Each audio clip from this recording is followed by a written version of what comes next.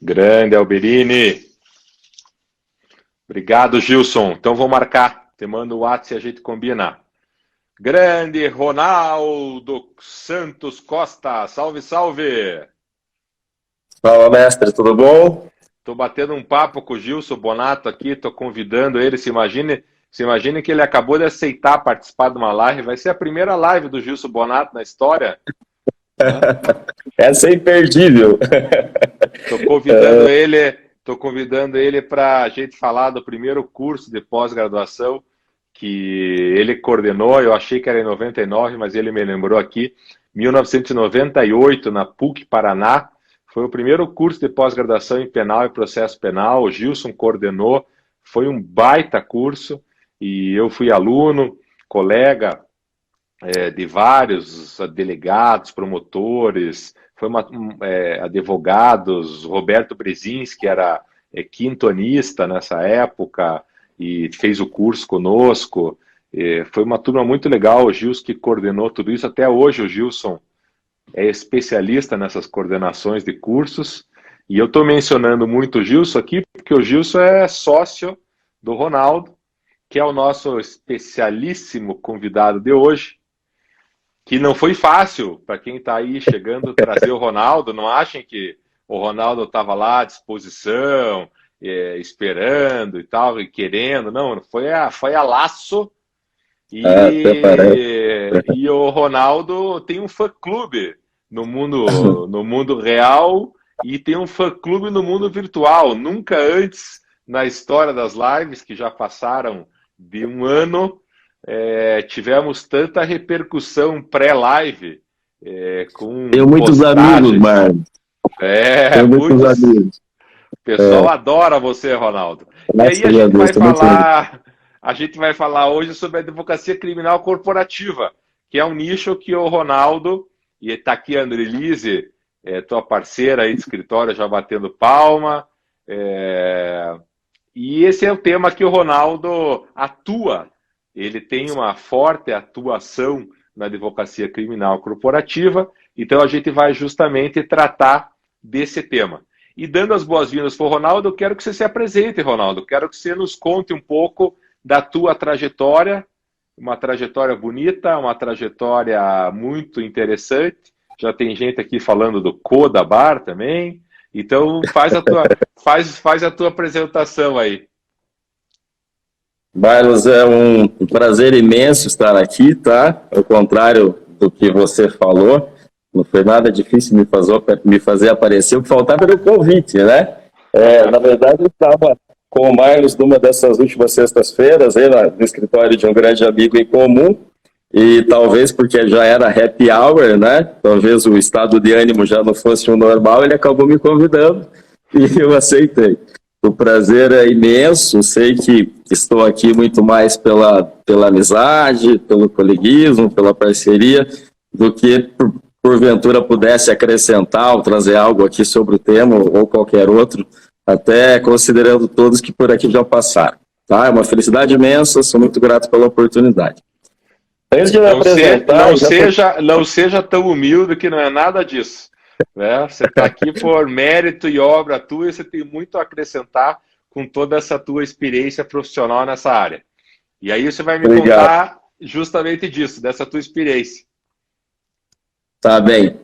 Só antes de eu me apresentar, deixa eu falar rapidamente sobre essa pós, né? Essa pós lendária aí da PUC, e a pós da onde saíram os grandes nomes que nós temos hoje na academia, né? Vários dos grandes nomes. Uma pós que teve, professor Hamilton, Salo, Auri, se eu não me engano, tinha Diogo Malan, Fauzi, eu vou ser certamente injusto e esquecer vários deles, mas Paulo Rangel, Luiz Roberto Barroso, que não era ministro. Exatamente. Luiz Guilherme Vieira, se eu não me engano. Rodrigo Sanches Rios. Exatamente. Era uma pós de peso. E ela era coordenada, realmente idealizada e coordenada pelo Gilson, né? E daí o porquê, antes de me apresentar, eu mencionar a pós e, consequentemente, o Gilson.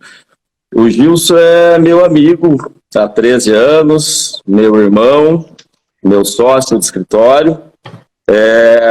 E é o cara mais generoso que eu já conheci, eu acho, na minha vida, além de gente boa, bonachão, todo mundo sabe aquele jeito dele de ser.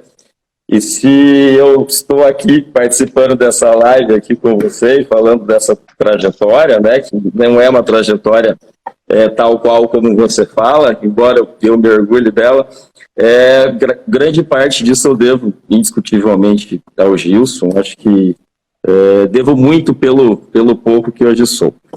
Eu inicio falando então, Marcos, brevemente da minha vida, né? Nós batíamos um papo esses dias, até falávamos sobre as minhas origens. Eu nasci em Colorado, vim para cá com 1 ano de idade. Meus pais, como grande parte dos brasileiros do interior, vêm tentar a vida numa cidade grande, eram lavradores. Meu pai, minha mãe estudou até a 4ª série fundamental, meu pai estudou também mais ou menos isso, mas aqui já na indústria, bom tempo depois, já com seus 60 anos de idade, acabou alcançando finalizar o ensino fundamental, só me engano esse é o nome agora, que é a 8ª série. Pessoas tiveram pouca chance na vida em termos de escolaridade, né, muitos trabalhadoras, com certeza. Conseguiram, né, ainda que sem formação, conseguiram formar 4 filhos. Uma economista pela Federal, um geólogo pela Federal, uma administradora por uma faculdade particular, e eu pela PUC. Então, eu tenho um orgulho imenso dos meus pais por tudo que eles lutaram, né, para que nós pudéssemos estudar. E mais uma Muito prova bom. De que o estudo é fundamental, né, Marlos, nesse país, e principalmente no momento conturbado que vivemos, vemos isso. Verdade. Eu formei pela PUC em 2005, e eu conheci o Gilson, acredito que em 2007, mais ou menos, foi apresentado por um colega, hoje juiz federal, que era estagiário dele. Comecei como associado, com próximo a 6 meses, houve uma alteração societária, o Gilson seguiu o seu caminho, o sócio dele seguiu o dele, e ele me trouxe consigo. E aí, já, acho que não 6 meses, entrei para o quadro de sócios, e vimos há 13 anos, agora de uns 6 meses para cá, com um nome na placa, como se diz, né? E daí eu digo que ele é uma pessoa realmente muito generosa. Muito bom. Essa trajetória é bacana de ouvir, porque ela significa um exemplo para tanta gente que está nos acompanhando, que está nos ouvindo, muitos que conhecem a tua trajetória, mas outros tantos que nem você, nem eu conhecemos as pessoas, que eles não nos conhecem, e que isso acaba inspirando a vida e a transformação das pessoas pelo estudo, né? O exemplo dos teus pais, o exemplo da vinda de Colorado para Curitiba para tentar a sorte, e essa é a história de tantos e tantos brasileiros, e essa tua história de sucesso profissional, que hoje está dentro dessa advocacia criminal corporativa. O que é essa advocacia criminal corporativa, Ronaldo? Do que nós vamos tratar hoje, do que a gente vai falar?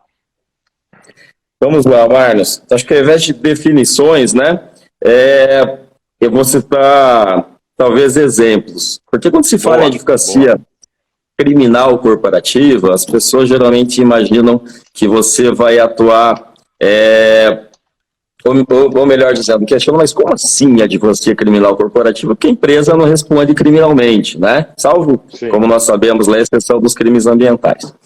E ainda assim, salvo engano, né, em concurso com uma pessoa natural, apesar de uma decisão esparsa do STF em sentido contrário. Para muito além disso da defesa da pessoa jurídica, você tem a defesa do seu corpo diretivo, né? Então a defesa dos entes do Conselho de Administração, da diretoria, da presidência e de todos os colaboradores, incluindo desde um gerente até o que se convencionou chamar, né, de chão de fábrica, ou do colaborador mais humilde, e sem distinção. Todos integram esse corpo da pessoa jurídica e, em alguns casos, acabam eventualmente respondendo, seja na primeira ou na segunda fase da persecução penal, criminalmente, né? Mas não é só isso, e não que isso seja pouco, porque principalmente agora, quando muito se fala em compliance, né, e a lei de corrupção ajudou muito em relação a isso, mas isso vem já de muito tempo, agora só teve, eu acho que um aumento da demanda, as pessoas passaram a falar mais disso, se fala muito em investigação defensiva, se fala em investigação interna, né, que são termos novos, mas que na verdade sempre se fez, né, Marlos? Nós sempre atuamos, ainda que se desse o nome de sindicância, você já fazia algo mais ou menos parecido, embora com outro fundamento legal ou sem fundamento legal. Então, que essa advocacia criminal corporativa, além desses pontos, ela traz também a defesa da pessoa jurídica quando ela é vítima de crimes. E isso acontece com uma frequência imensa, talvez até maior do que no exemplo que eu dei anteriormente, quando ela ou seus colaboradores são acusados de praticar. Então, você tem desde de crimes contra a propriedade intelectual, crimes contra a propriedade industrial, você tem crimes contra a honra, né, de pessoas jurídicas. Em tempos de internet, crimes contra a honra brotam, né, dos bueiros. É uma maluquice que as pessoas perderam a noção ou não têm a noção que a internet não é território sem lei, né? Lógico. Embora a empresa disponibilize lá um canal de comunicação com o consumidor, ou seja, ou mesmo um perfil nas mídias sociais, as pessoas não entenderam que você não pode sair por aí achincalhando a honra de todo mundo. Não é assim, né? Ou não deveria ser assim. Isso também dá muito trabalho. Mas você tem também a questão das fraudes propriamente ditas. Então, são geralmente integrantes do alto escalão das empresas que acabam cometendo fraudes para se locupletarem. Isso é mais comum do que se imagina, principalmente em grandes corporações, né? Até porque acaba sendo um pouco mais fácil de se ocultar no primeiro momento esses desvios, considerando a magnitude de algumas empresas, né? Então, é muito comum fraude da casa de 7 dígitos e você descobre um ano depois, né? 2 anos depois, geralmente quando há uma troca de funcionário, alguém sai em férias, aí o outro entra e vê que tem algo estranho. Então, nós atuamos principalmente nisso, mas e também em questões que não se imagina no primeiro momento. Por exemplo, acidente de trabalho com óbito, acidente de trabalho com lesão, né? Então, isso gera necessidade de uma investigação. Se alguém falhou, teve um ato omissivo, teve uma violação ao dever objetivo de cuidado, né? Alguém deixou de elaborar uma instrução de trabalho, alguém deixou de cumprir alguma norma que era prevista pela segurança, o departamento de segurança não deu o curso àquela pessoa, ela não passou por alguma etapa, ela não estava habilitada, tinha CIPA, não tinha CIPA, tem técnico, não tem. Então, você vê que essa área de direito, que a advocacia criminal corporativa, ela acaba se interligando a várias outras áreas, de outros ramos do direito, intrinsecamente ligado ao direito do trabalho, né? Você faz investigações. Eu vou tentar, na sequência, se nós formos concatenando as ideias aí, tentar citar alguns exemplos, obviamente mantendo o sigilo das empresas, mas isso é muito interessante, Ronaldo.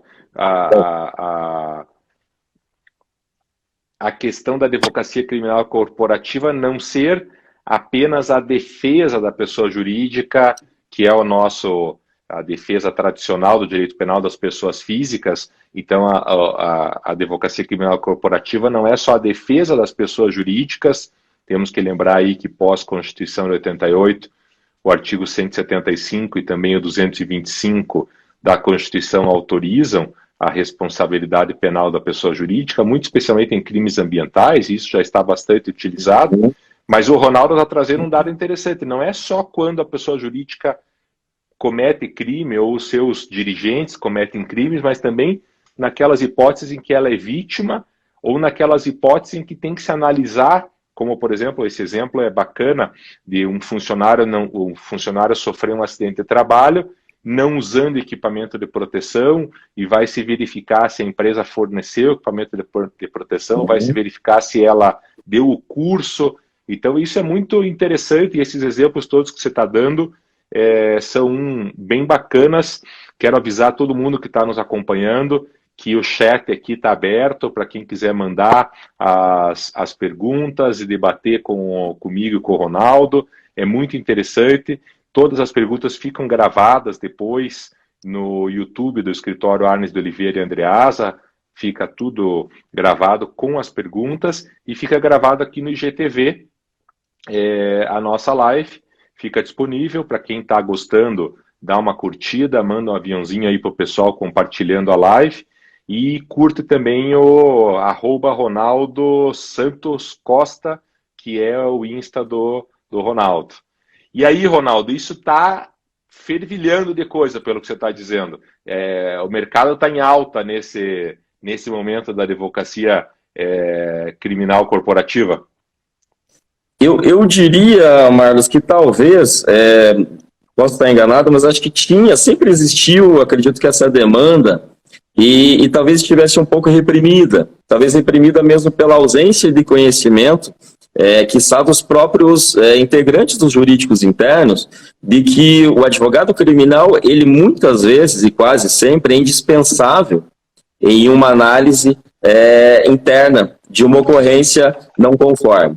Ok? Então, seja uma situação, como eu falei, de um acidente, seja de um colaborador que, em tese, cometeu um crime patrimonial na empresa, seja de uma empresa que age de forma desleal em relação à concorrência, seja em relação a um dano causado a um ente privado, a uma pessoa natural, enfim, a um consumidor, né? E essas investigações internas e o nosso trabalho do escritório, não, do Ronaldo, do trabalho, não se limita, óbvio, a investigações internas, a investigações defensivas, mas isso cada vez mais está sendo utilizada para atingir outros objetivos, ou seja, municiar os advogados dos jurídicos trabalhista e civil, principalmente, né? Ambiental.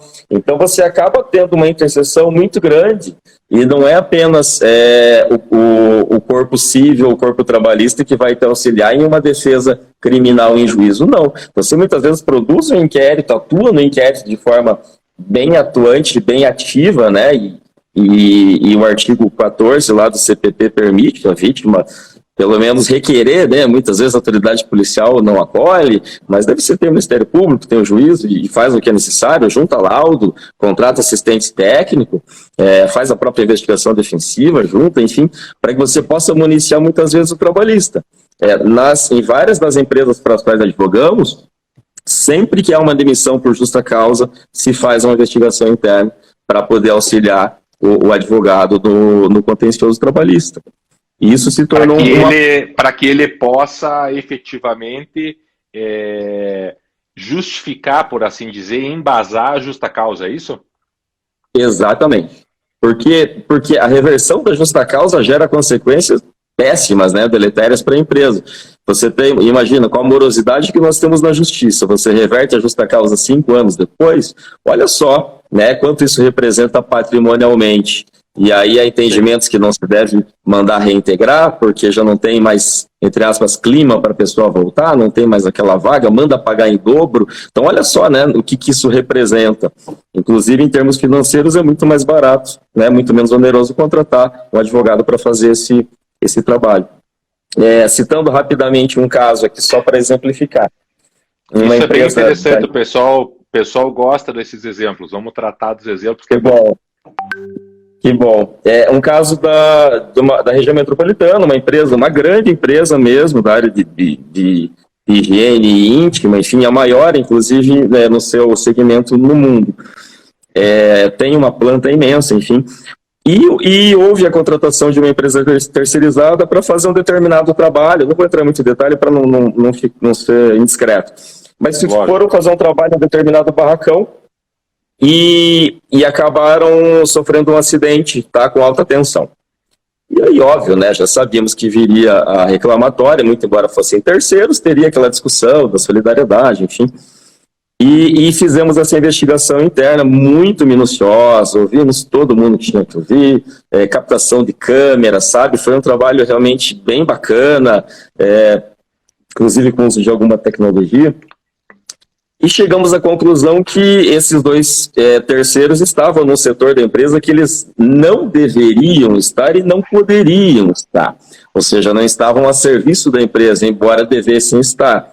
Então, havia até uma suspeita que estivesse com alguma intenção lá pouco republicana, mas isso não vem ao caso. E considerando que esse acidente se deu com essas violações, né, normas internas, inclusive, de trânsito, que eles violaram para estar naquele local, concluímos sim que houve uma culpa exclusiva das vítimas, no caso dos dois. Então veja que essa investigação ela foi juntada no inquérito policial, que foi aberto a pedido da empresa, então nós requeremos a abertura para que se investigasse, nós juntamos a investigação interna, o inquérito foi relatado, foram ouvidas poucas pessoas, porque várias já haviam sido ouvidas na investigação interna. O delegado, claro, toma as cautelas devidas para entender se é uma investigação séria, né, mas se não tem manipulação. Enfim, houve uma, duas, três, entende que realmente tudo faz sentido, que é um trabalho ilibado, relatou, o Ministério Público requereu o arquivamento, foi arquivado. Com esse inquérito arquivado, fornecemos ao trabalhista que juntou na reclamatória. Enfim, então assim, você acaba resolvendo várias esferas com um trabalho bem desenvolvido internamente em termos criminais, sabe? E era um risco trabalhista muito alto, porque houve inclusive perda de um membro da pessoa, uma situação muito triste, mas por culpa exclusiva das vítimas. E nós conseguimos provar por meio desse trabalho criminal. Agora imagina no juízo trabalhista você tentando provar que é culpa exclusiva do reclamante. É uma situação, com certeza, seria bem mais difícil, né? É verdade. Nós estamos conversando com o Ronaldo dos Santos Costa sobre a advocacia criminal corporativa. E, Ronaldo, em cima do teu exemplo já vem duas perguntas. E daí é bacana porque a gente já vai aprofundando aqui. João Senedese, entrando nesse assunto da investigação interna, para vocês, qual é o valor probatório da investigação interna no processo penal? E o Henrique, eu vou juntar as duas perguntas, que daí a gente bate o papo. O Henrique Machado, esse trabalho de ouvir determinadas pessoas é feito pela empresa ou é requerido à autoridade policial? E então aqui entra naquele ponto de como que é esse trabalho efetivo do advogado, como você que trabalha com a advocacia criminal corporativa. Quer dizer, a partir do momento que você é contratado, como é que se faz esse trabalho, que você deu o exemplo, mas a pergunta do Henrique vem justamente nesse ponto. Como que acontece tudo isso na prática? E aí a gente pode aprofundar mais um pouquinho essa questão do valor probatório da investigação interna. Tá. Veja bem, mas via de regra, né? Como é que nós procedemos conosco, e acredito que cada profissional tem um formato. Então, via de regra, o cliente não nos procura buscando uma investigação interna, ele procura buscando uma solução. Não é? Então, veja, eu tenho um problema, procuro advogado e eu quero uma solução. Então, você vai determinar e vai decidir qual a solução para aquele caso concreto, certo? Então, não dá para sair por aí vendendo investigação interna, né? Assim como nós vemos, infelizmente, muitos colegas vendendo investigação defensiva, inclusive no próprio Instagram, né? E, enfim, não vamos nem falar dos coaches do Instagram, né, Ronaldo? Nem vamos falar do arrasta para cima, enfim, eu sempre faço piada com isso, eu acho que tem mercado para todo mundo. O Instagram, indubitavelmente, é o meio realmente de vendas, marketplace, enfim, não sou tão retrógrado, sou velho, minha barba branca denuncia, mas não tanto assim. Eu só acho que assim, tem que agir com seriedade, né? Então você tem que tomar um pouco de cuidado quando faz determinadas coisas. Não é exatamente assim. O que o cliente precisa da solução? Qualquer solução que traz um problema como esse, eu vou tentar citar um outro. Eu acho que fica um pouco mais didático aqui.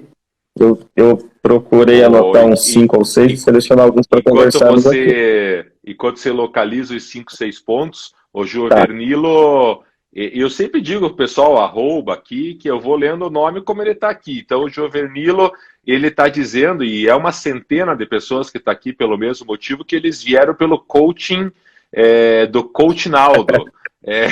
Não sei quem é o Coach Naldo, se é você, enfim, mas estão dizendo que estão aqui pelo coach. O tio do Joque do Maneco.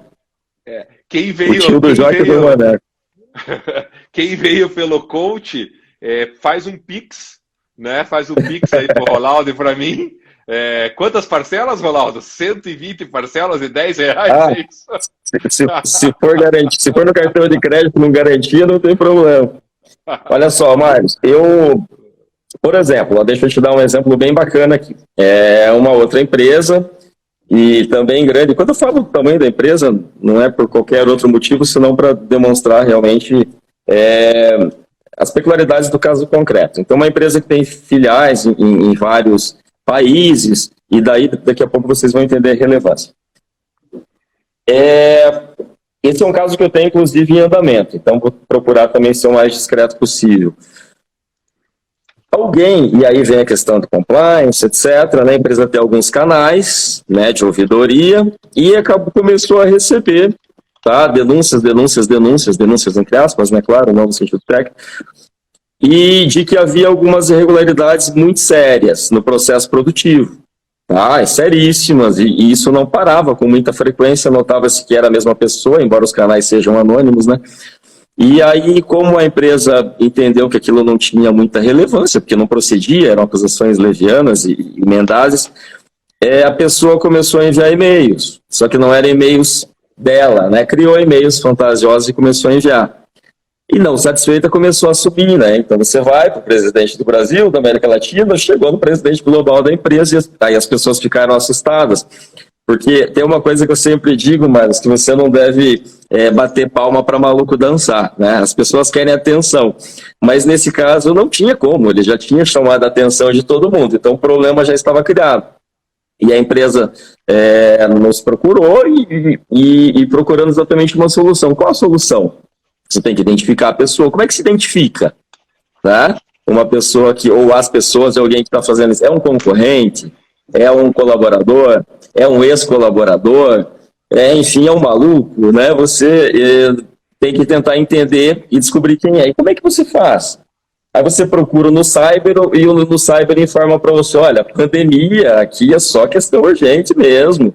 Então tem que ter alguma relação da internet, eventualmente, indo para o extremo, num sequestro, ou algo menos extremo, uma fraude milionária, tem que ter motivo, porque nós só fazemos BO online. O BO online vai representar para mim absolutamente nada. Aí você procura uma outra especializada, não dá qual que é a saída.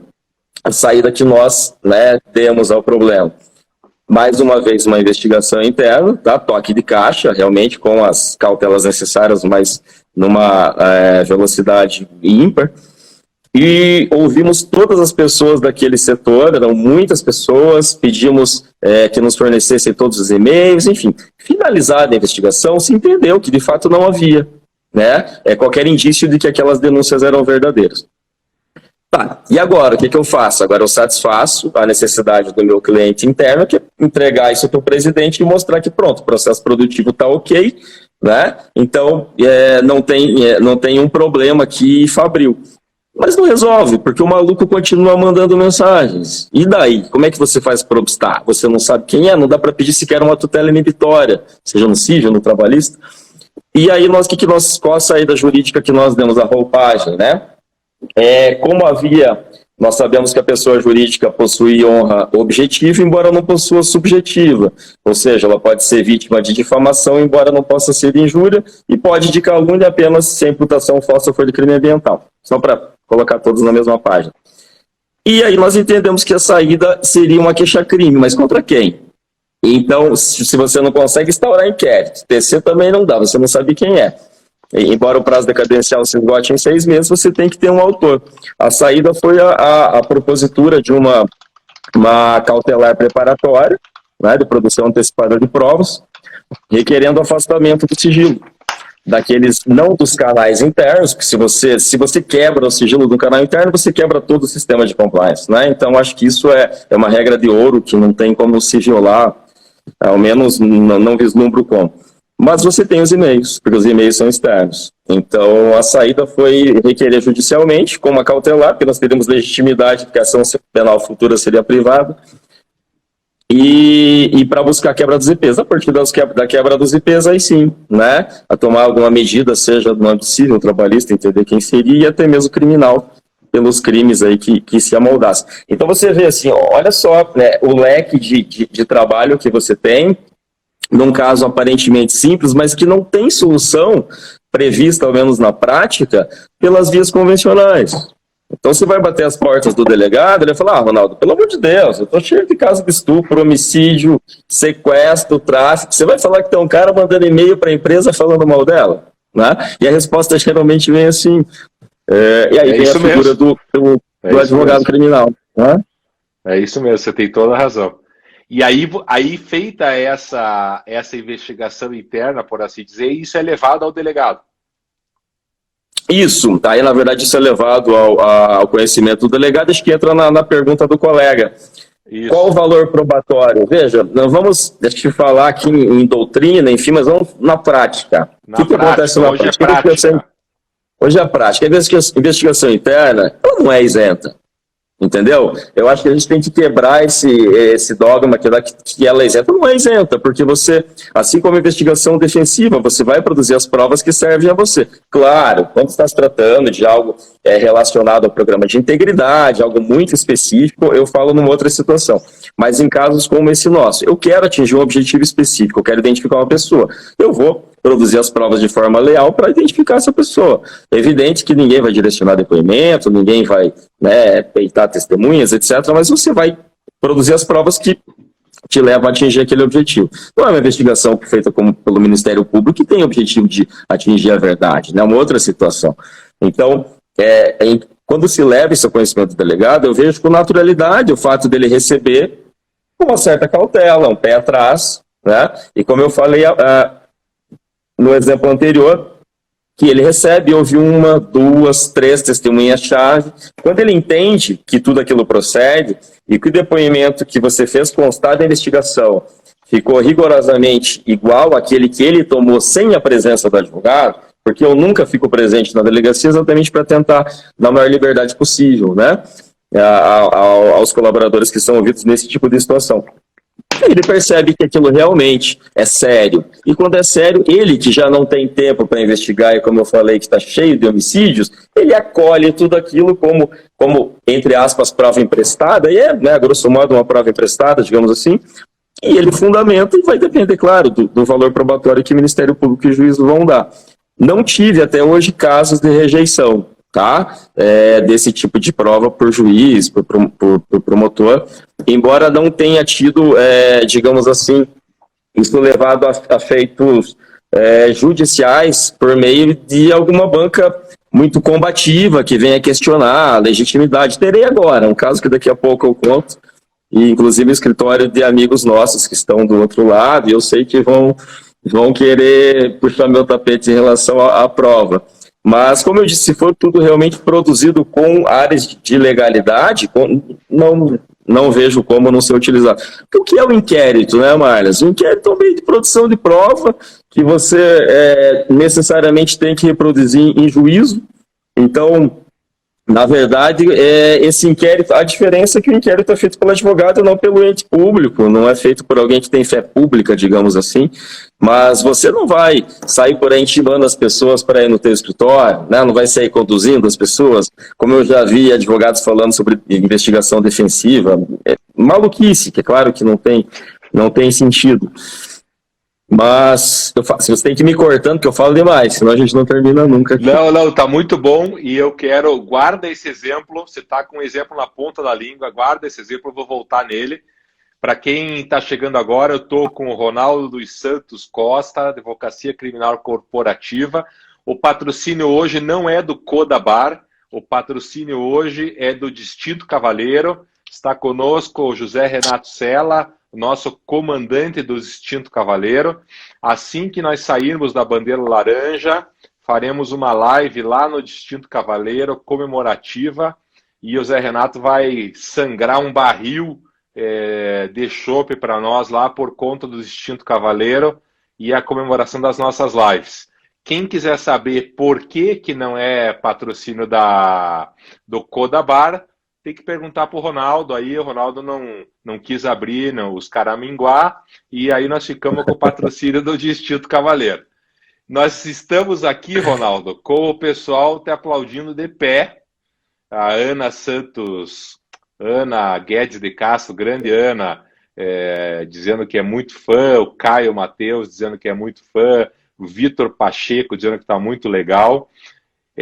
O Luquezzi, como sempre, nosso presidente do Instituto Brasileiro de Direito Penal e Econômico, fazendo uma provocação, porque você disse que, evidentemente, a investigação defensiva não é isenta, e ele está perguntando se a oficial é isenta, e aí o Zé Sela está aqui, dizendo para o Luquezzi não provocar, e eu não vou entrar nessa discussão aqui na nossa live hoje, senão vamos ter que trazer o Sela para dentro da live junto com o Lucchesi. Nós estamos aqui na prática. Obrigado, Zé. Patrocínio liberado, valeu.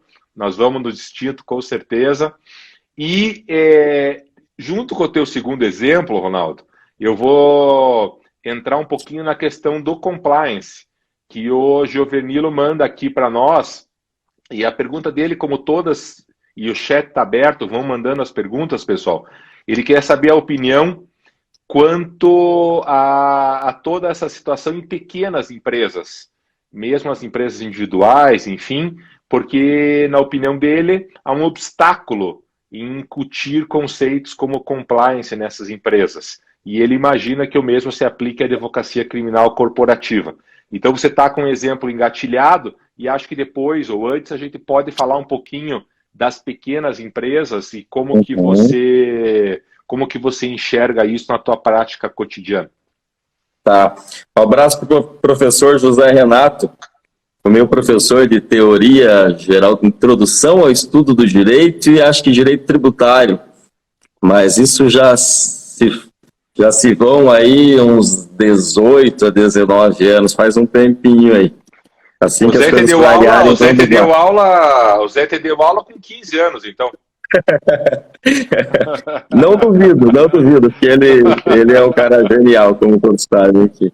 Verdade. Então, Marlos, veja bem, a pergunta do colega realmente é bem pertinente. Das empresas para as quais nós advogamos, tá? Eu confesso, a grande maioria são grandes empresas, tá? Sim. São grandes mesmo, não raro líderes nos seus setores, seja transporte, rodoviário, ferroviário, banco, grandes redes de restaurantes com 200 restaurantes ou mais, enfim, grandes redes de bebidas, montadoras de automóveis, mas tem empresas pequenas e essas empresas menores, elas chegaram e, pelo menos a nos procurar, né, no nosso escritório, eu diria que de uns 3 anos para cá. Tá? Então, eu acho que essa cultura realmente vem surgindo. E vem aos poucos, né? Você vai martelando, e as empresas começam a falar de compliance, né? Então, não como acho que como se falava antes, era algo muito tópico também, né? Quando surgiu e os advogados afoitos por ingressar nesse mercado. E eu acredito que agora chegou ao seu tempo. Acho que as coisas acontecem ao seu tempo e modo, e agora elas começam a surgir, e as empresas começam a pelo menos ter uma ideia mínima do que se trata, e se ela precisa ou não, se ela pode ou não pode, né, arcar com a implantação de um programa de governança ou não. Veja que a nova lei de licitações vem aí, e as empresas vão ter que se adaptar, né? São 2 anos para se adaptar. Se a própria alta administração vai ter que ter programa de integridade, como é que, né, se vai contratar alguém sem um programa de integridade? Vão ter que, como se diz, vão ter que dar seus pulos, né? Então, acho que abre um imenso mercado aí para se oferecer, se trabalhar com esse tipo de projeto. É claro que em questões de valores, de tempo, a forma de atendimento, aí vai ter que ser algo factível, não dá para se vender algo que a empresa não possa pagar.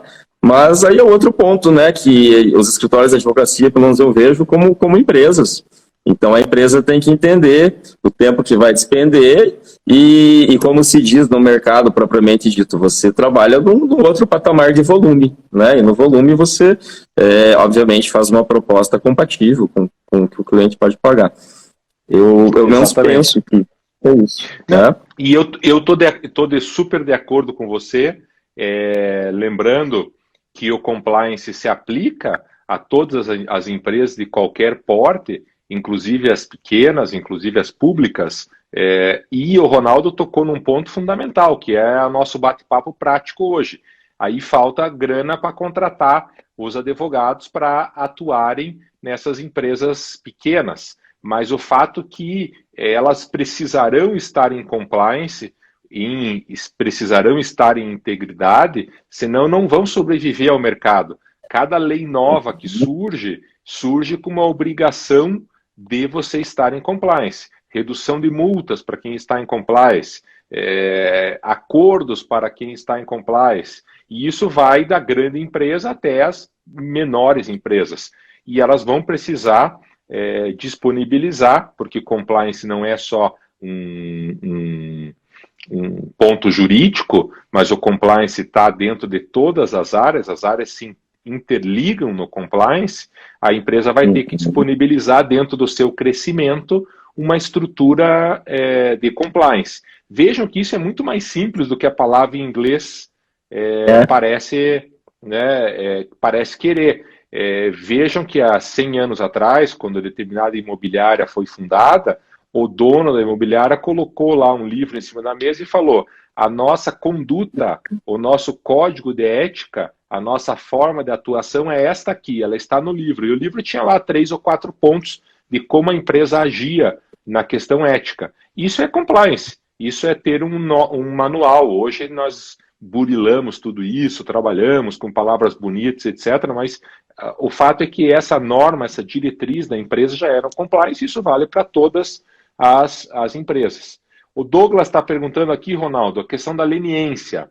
Você está com o teu exemplo guardado aí, a gente volta nele, e não precisamos ir para a pergunta já, eu só vou lançando aqui para provocar. A questão da leniência, que embora procedimento administrativo tem forte possibilidade de efeitos criminais, hoje interfere na advocacia criminal corporativa? Veja, Barros, como é que eu leio? Veja, nós voltando uma casa e já voltamos aqui. Como você falava que as empresas vão ter que ter realmente programa de integridade, etc. Você que trabalha firmemente nessa área de direito penal, tanto corporativo quanto penal econômico como um todo, sabe que tem acordo de leniência, tem acordo inclusive de colaboração que pede, você tem que implantar o programa de compliance da empresa. Entendeu? Então não é questão mais de querer, isso está vindo como uma obrigação. Né? Na leniência, desculpe, pode falar. Não, deu uma travadinha aqui. Na leniência, é obrigatório que conste no acordo de leniência que a empresa, se não tiver, vai passar a ter um programa de compliance. E eu penso, Douglas, não sei se o Ronaldo está de acordo, que a leniência interfere totalmente nos efeitos criminais. Quer dizer, é muito difícil nós imaginarmos um acordo de leniência sem os executivos da empresa estarem dentro de um guarda-chuva em diversos acordos de colaboração premiada. Como é muito difícil você imaginar que você faça acordos de colaboração premiada e que isso não resulte numa leniência da pessoa jurídica. Porque as coisas estão muito, muito interligadas. A leniência você vai fazer no CADE, vai fazer na CGU, enfim, como o Douglas bem lembrou, são procedimentos de direito administrativo, mas eles interferem diretamente na área criminal. Você enxerga assim também, Ronaldo? Sim, total. Tem até um caso no qual eu atuo por como se diz, não exatamente correspondência, parceria, né? Uma parceria com o escritório de São Paulo, e o caso tramita aqui. E é um desses casos que envolvem Transpetro, né? Óbvio que como a Transpetro não é nosso cliente, eu posso falar o nome. E é exatamente isso. Então se tentava aqui, não se conseguiu acordo de colaboração, não conseguiu nada aqui em Curitiba à época, né? Negociações duríssimas, se resolveu, havia uma investigação paralela em São Paulo, se resolveu tudo por São Paulo, tanto que havia um processo conexo, então a própria colaboração avançou por lá, mas o acordo de leniência acabou de uma forma, na prática, acabou resolvendo tudo. Né? Porque, veja, você não vai, eu acho que não dá para fechar os olhos para o fato de que ser tudo realmente interligado, o diretor, né, os gerentes, essas pessoas não vão conseguir te ajudar a produzir um acordo de leniência bom se elas não estiverem protegidas no acordo de colaboração. Ou seja, é evidente que ninguém vai entregar suas vidas nas mãos da empresa, né, e deixar a delas ali, enfim, e ficar à mercê de uma persecução penal. Então, obviamente, tudo muito interligado, vejo, com certeza, dessa forma. E nesse caso específico, o acordo de leniência acabou, sim, resolvendo praticamente tudo, e inclusive atraindo, né, os feitos de Curitiba que vinham talvez tivessem um sucesso menos exitoso do que esse de São Paulo. Valeu, Gilson. Gilson está dizendo aqui, grande abraço para você, Gilson, e eu vou te chamar para marcar a live. Nesse ponto que o Ronaldo tocou, o Ronaldo, que é conselheiro do Instituto Brasileiro de Direito Penal Econômico, do IBDPE, que é presidido pelo Luquezzi, que está aqui conosco, a Bibiana diretora, nós temos um grupo de estudo específico de justiça penal negocial que é montado pelo Rafael, coordenado pelo Rafael Guedes, e que tem hoje às 6 horas para os sócios um encontro onde a gente discute exatamente esse ponto que a gente está tocando, estratégias de negociação que envolvem justamente esse ponto que o Douglas tocou, dessa interferência da leniência nos outros campos. Como que você joga esse jogo? Na prática, isso é muito legal, porque você aplica lá a teoria dos jogos do Alexandre Moraes da Rosa, e é um jogo de pressão entre o cidadão que quer colaborar, da empresa que muitas vezes não quer que ele colabore. Depois que a empresa percebe que a pessoa vai colaborar de qualquer forma, ela cria uma investigação interna, muito em cima do que o Ronaldo falou hoje. Essa investigação interna resulta num canal interno de denúncias e que resulta numa leniência que vai puxar aquele cidadão executivo que estava pressionando para delatar, puxa ele para dentro do guarda-chuva da leniência. E tudo isso a gente tem discutido de maneira muito informal, como a gente está debatendo hoje, com ideias, nesses grupos de estudo que são, no grupo de estudo que é coordenado pelo Rafael e no IBDPE que é presidido pelo Luquezzi. Fica o convite, quem ainda não é sócio, vai lá, ibdpe.com.br. Ronaldo, estamos com um exemplo parado no teu ponto aí. Você vai nele agora? Aqui, né? Então vamos lá. Eu acho que esse aqui é bem interessante, Marcos, porque esse aqui nós vamos, enquanto vítimas, envolve também a figura do assistente da acusação, tá? Então esse foi uma rede de restaurantes que nos procurou, enfim, havia uma situação bem delicada de uma pessoa do corpo diretivo que havia sido acusada internamente acusada por um fornecedor de cobrar, entre aspas, propina, né, para a contratação. Então, olha, eu continuo comprando de você, mas você me envia um orçamento X% superior, eu aprovo, você me devolve o X%. E aí, isso é corrupção, embora nós saibamos que no Brasil não existe a figura da corrupção privada, né? E por acaso ou não por acaso, porque eu separei justamente, primeiro para agradecer e fazer um merchan para o meu amigo Décio Franco, David ou Davi, eu fico devendo a pronúncia. Eu pedi, Décio, eu preciso da tua obra, e pedi para esse caso específico, né?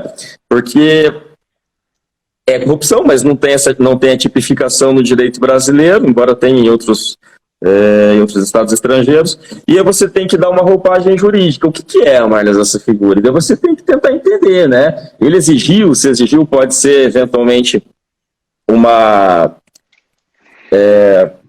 extorsão. Se ele não exigiu, mas solicitou, aí você tem, mas se ele solicitou, seria corrupção, e não entra, não, né? O que nós entendemos e a saída, e não me parece sequer algo forçado, foi o estelionato. E por que o estelionato? Porque a empresa foi induzida a erro. A empresa recebeu um orçamento com 20% a mais do que o valor, ou seja, com sobrepreço, aprovou com sobrepreço, pagou com sobrepreço, e o fornecedor devolveu 20% para quem? Para um membro do corpo diretivo. Então, teve fraude, teve variação patrimonial para maior de quem praticou, e teve variação patrimonial para menor de quem pagou. Então, vislumbramos todos os requisitos preenchidos. Fui procurar, enfim, para ver se encontrava alguém que falasse isso. Encontrei a dissertação do Guilherme Vieira, né, que trabalha com o professor Rio, se eu não me engano, meu amigo, me fugiu o sobrenome dele.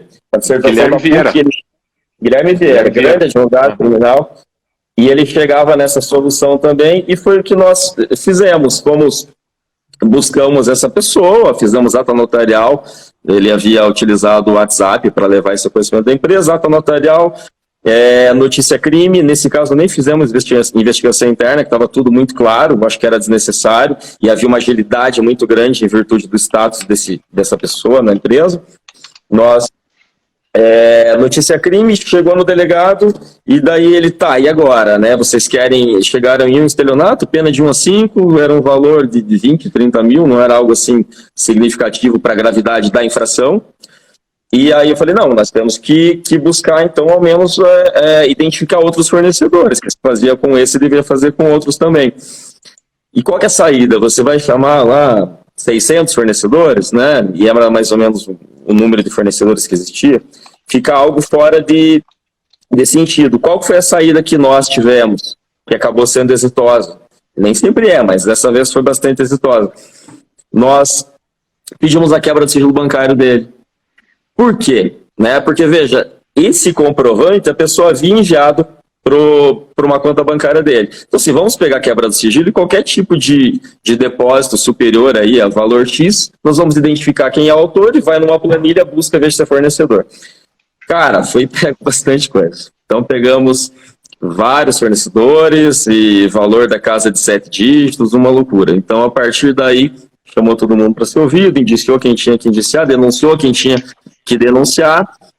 Aí nos habilitamos como assistentes da acusação, tem um grande escritório do outro lado, que com certeza será uma briga bem legal.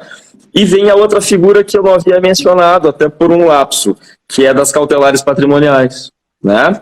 Então, enquanto a advocacia criminal corporativa, você tem que trabalhar com recuperação de ativos. Teve uma fraude, a empresa perdeu lá 1 milhão, 2 milhões, e você tem que tentar identificar. Aí nós temos as medidas do sequestro, do arresto, né?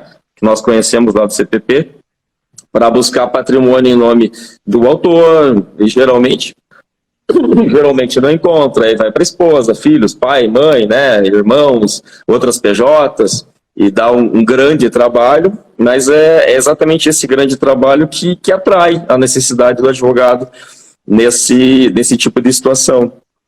É diferente quando você pega, por exemplo, uma questão da Justiça Federal que está muito habituada a isso, né? Força-tarefa. Então, o pessoal tem um trabalho de inteligência sensacional e que pede e busca tudo, né? Busca Bitcoin, busca aplicações no mercado financeiro, então fundos de investimento. E aqui não, você tem uma Justiça Estadual que não está habituada a trabalhar com esse tipo de crime, que não tem vara especializada, e você tem delegados que muito bem qualificados, bem intencionados, mas que também não têm experiência nesse tipo de crime. E você não consegue levar, por exemplo, para o NURSE, né, que é de crimes econômicos, muitas vezes, que o direcionamento é até para a defesa mais do patrimônio público e não necessariamente patrimônio privado. E aí se faz necessária a figura do advogado. E que bom que se faz, né? Que bom que o advogado pode auxiliar nisso. Você tocou nas cautelares, e o Guilherme está lembrando, o Luquezzi, que esse é o grande tema do momento no direito processual penal, e eu não posso deixar de mencionar que o IBDPE publicou 3 artigos recentes sobre o tema. Rafael publicou um, Guilherme publicou outro, eu publiquei outro, todos em coautoria, e eu não vou mencionar os coautores para não cometer um lapso. E eles estão disponíveis no IBDPE, inclusive para quem não é sócio, visita o site lá, lê os artigos, foi bem bacana. O Léo está aqui dizendo que é um campo fascinante de trabalho, e é mesmo, Léo, e vocês vejam essa vibe super positiva do Ronaldo. A gente está já há 55 minutos conversando, estamos longe de chegar nos exemplos que o Ronaldo deve ter separado para esse nosso bate-papo, mas, infelizmente, a gente tem um prazo dentro do Instagram, e eu queria, Ronaldo, que você aproveitasse esses minutos finais para deixar o teu recado, o que você considera de mais importante nessa área, ou para usar os 3 minutos de coach, que o pessoal teve muita gente que arrastou para cima e já fez o pagamento, e não sei se vai receber o coach, enfim, fica a teu critério aí, esses últimos 3 minutos para o fecho com a chave de ouro. Eu estou aqui achando como o Léo sensacional, adorei. Eu tenho muitos amigos, Marlos. Quem me conhece sabe que até uns 3 ou 4 anos aí eu era agnóstico e as coisas vão acontecendo, você vai ficando velho, vai ficando com medo de morrer, não sei, e hoje eu acredito em Deus, né? E você sabe que, graças a Deus, eu tenho muitos amigos, mas muitos mesmo, né? E essa é mais uma demonstração, convite e audiência, enfim. E eu, exatamente por ter muitos amigos que eu posso te dizer que, e pedir, acho que esse espaço final, já fechando, para falar que a advocacia criminal tem um campo muito grande, a corporativa tem um campo muito grande, a nova lei de licitações vai trazer muito trabalho para auxílio nas licitações como consultivo e para resolver o que vem depois, porque sempre vem alguma coisa depois, né? Nos crimes licitatórios. Mas aproveitando o ensejo, quem quiser falar comigo, tem Insta, tem telefone, acho que pode me procurar pelo BDPE, pela Abracrim, né, pelo Marlos, pelos perfis aí. Eu gostaria só de fechar fazendo um pedido ao pessoal nesse momento de pandemia, um momento muito difícil que todos passamos, mas acho que todos aqui não passam as dificuldades que eu quero enfatizar agora, tá? Eu acho que todos que estão assistindo podem, de algum modo, contribuir de forma mínima que seja cada vez que sai de casa, e cada vez que tem que sair de casa, que leve consigo 1 quilo de alimento, que leve uma quentinha, sabe, num pote de margarina com comida, que leve um agasalho, porque Curitiba teve o dia mais frio do ano essa semana, porque as coisas estão muito difíceis, né? Quem sai de casa sempre, quem frequenta a periferia sabe que as coisas estão muito difíceis.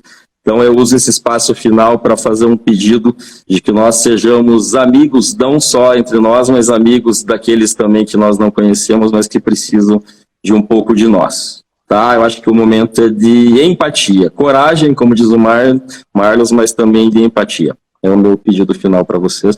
Muito obrigado pelo convite. Eu fico até emocionado, Ronaldo, porque depois você vai ler no YouTube os comentários do pessoal aqui te elogiando, batendo palma, dizendo que você é uma pessoa especial. E isso não se deve só aos amigos, lógico, os amigos são uma trajetória fundamental da nossa existência e como os amigos são bons.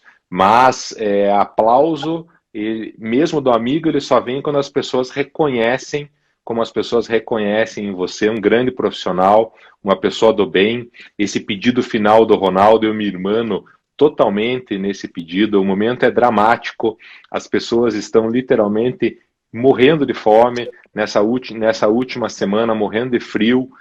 Nós temos participado, sob a coordenação, eu não posso deixar de mencionar o nome aqui da Sandra Rangel, um programa enorme de distribuição de alimentos, uma vez por semana, tem sido uma solidariedade muito grande. O Ronaldo é coordenador de vários projetos humanitários. Quem quiser ajudar o Ronaldo nessa captação, fala com ele no privado, no direct, que ele tem e conhece um monte de gente para quem é direcionada essa ajuda. Qualquer ajuda, a Sandra usa a expressão lá, R$20 são super bem-vindos, faz muita diferença no final, quase 400 pessoas assistidas toda semana, e esse pedido final do Ronaldo mostra exatamente o caráter e a pessoa que ele é.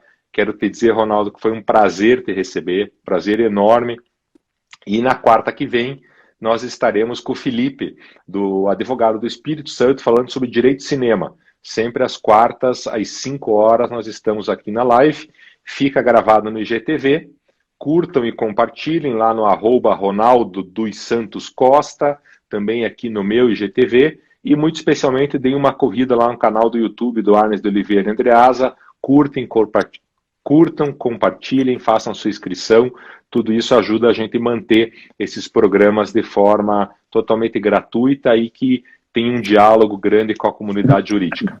Obrigado, Ronaldo, valeu, grande abraço. Valeu, pessoal. Obrigado, beijo a todos, tchau, tchau. Beijo a todos, tamo junto, tchau.